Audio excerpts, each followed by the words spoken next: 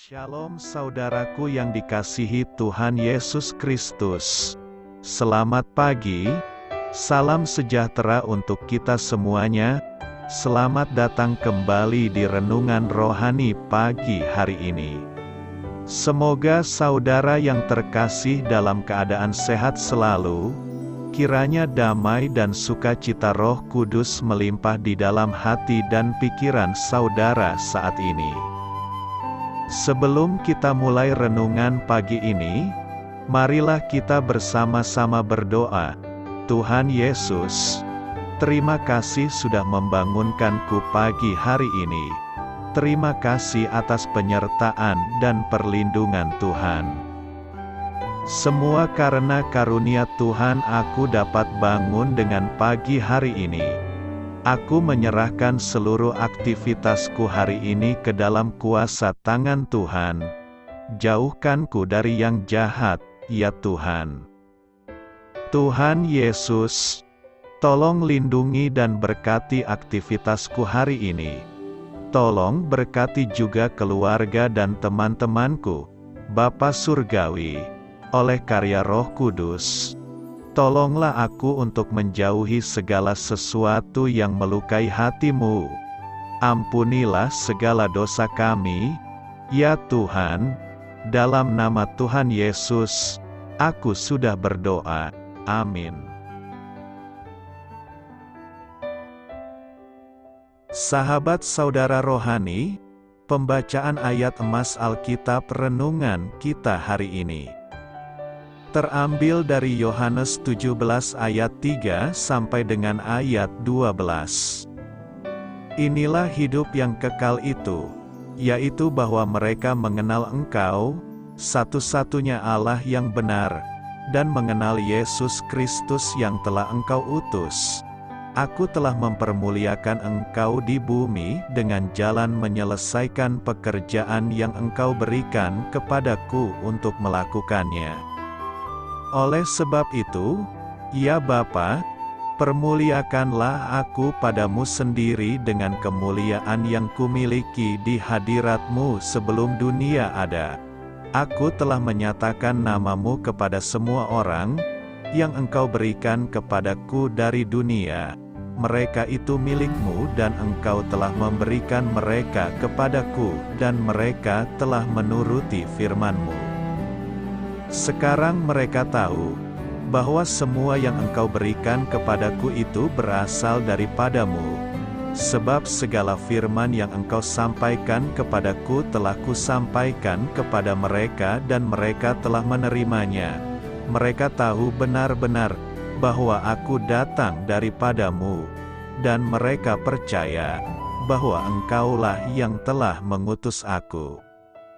Aku berdoa untuk mereka, bukan untuk dunia aku berdoa, tetapi untuk mereka, yang telah Engkau berikan kepadaku, sebab mereka adalah milik-Mu dan segala milik-Ku adalah milik-Mu dan milik-Mu adalah milik-Ku, dan aku telah dipermuliakan di dalam mereka. Dan aku tidak ada lagi di dalam dunia, tetapi mereka masih ada di dalam dunia, dan aku datang kepadamu. Ya Bapa yang kudus, peliharalah mereka dalam nama-Mu, yaitu nama-Mu yang telah Engkau berikan kepadaku, supaya mereka menjadi satu sama seperti kita. Selama aku bersama mereka, aku memelihara mereka dalam nama-Mu, yaitu nama-Mu yang telah Engkau berikan kepadaku. Aku telah menjaga mereka dan tidak ada seorang pun dari mereka yang binasa selain daripada dia yang telah ditentukan untuk binasa, supaya genaplah yang tertulis dalam kitab suci. Yohanes 17 ayat 3 sampai dengan ayat 12. Inti dari ayat emas renungan kita adalah, inilah hidup yang kekal itu, yaitu bahwa mereka mengenal Engkau, satu-satunya Allah yang benar, dan mengenal Yesus Kristus yang telah Engkau utus. Mari kita mulai renungan pagi kita. Judul renungan kita hari ini adalah Hidup Abadi, ditulis oleh Karen Pimpo. Mari kita mulai kisah inspiratif. Jangan takut mati, Winnie, kata Angus Tak. Takutlah dengan kehidupan yang tak dihidupi.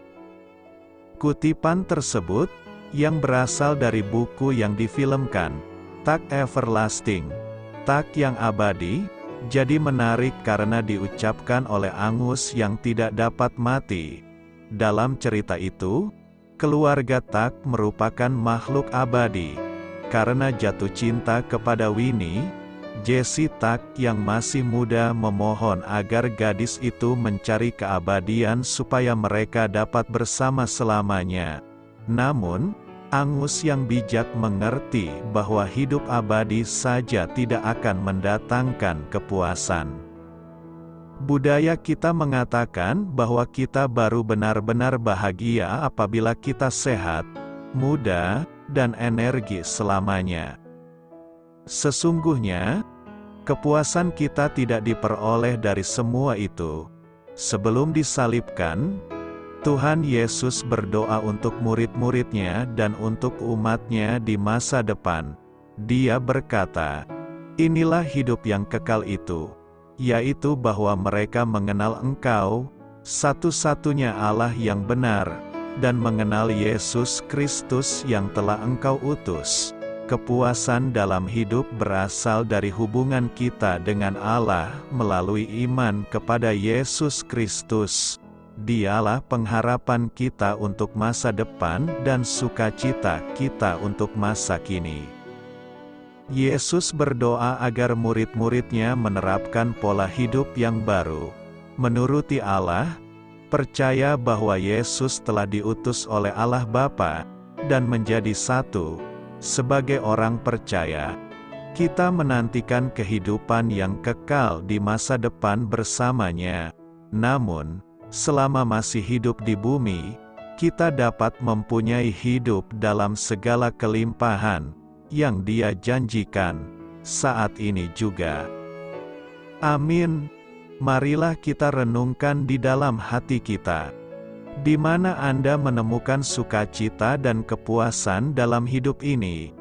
Apa buktinya Anda sudah memiliki kehidupan baru dalam Kristus? Hal ini patut kamu ketahui. Doa Yesus dalam Yohanes 17 menggemakan tema yang dicantumkan di awal Injil tersebut, hidup kekal dialami melalui Kristus. Firman Allah. Di sepanjang Injil Yohanes, kita melihat bahwa adanya suatu kesatuan yang tidak terpisahkan antara Allah dan Yesus. Mengenal Kristus berarti mengenal Allah. Yohanes 17 ayat 3 membuat hubungan itu menjadi jelas. Inilah hidup yang kekal itu, yaitu bahwa mereka mengenal Engkau, satu-satunya Allah yang benar, dan mengenal Yesus Kristus yang telah Engkau utus.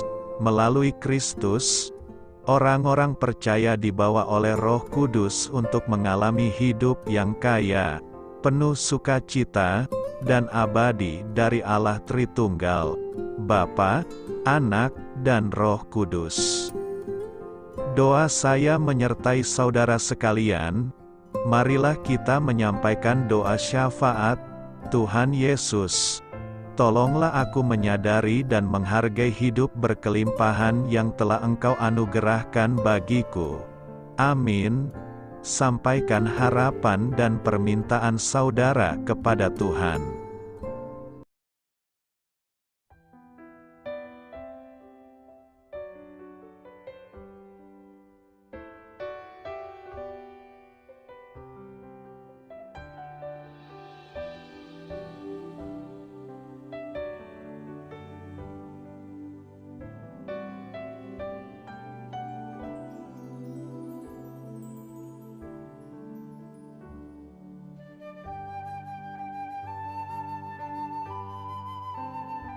Marilah kita renungkan sahabat saudara rohani. Demikianlah renungan firman Tuhan pagi hari ini. Semoga menjadi berkat dalam hidup kita. Dan sebelum kita memulai segala aktivitas kita pagi hari ini, marilah kita berdoa. Selamat pagi Bapa, malam hari telah berganti pagi. Kehidupan baru telah Engkau berikan kembali bagi kami. Bapa Surgawi, tolonglah aku menyadari kebutuhan orang lain, supaya aku dapat membagikan apa yang telah Engkau berikan kepadaku. Pada saat aku membutuhkan, berilah aku keyakinan bahwa Engkau akan mencukupkanku, melalui orang-orang yang mengasihi-Mu, bukan karena kami pantas atau layak, namun karena kasih karunia-Mu kami boleh ada, sebagaimana kami ada di pagi hari ini. Terima kasih Tuhan, atas kesempatan baru yang telah Tuhan berikan kepada kami, untuk bisa memperbaiki diri agar kami bisa lebih layak di hadapan-Mu. Hari ini kami serahkan semua perkara dan kesulitan yang akan kami lalui ke dalam tangan-Mu.